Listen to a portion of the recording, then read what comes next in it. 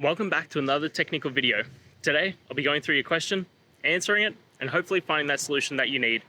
Guys, remember to stay just a little bit crazy, just like me, and hopefully find that resolution you're looking for. Now, let's continue on to the video.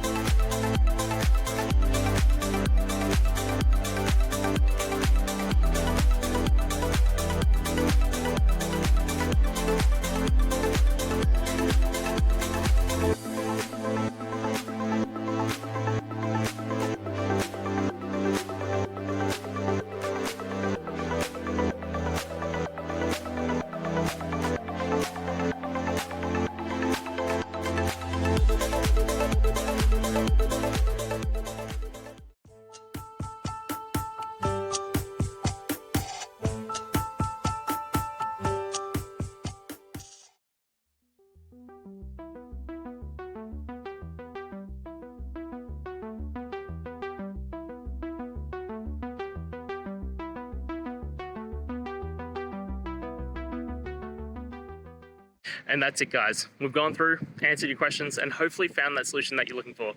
If we did, please hit subscribe. I'd really appreciate it. And until the next time you need technical help, I hope you have a good one.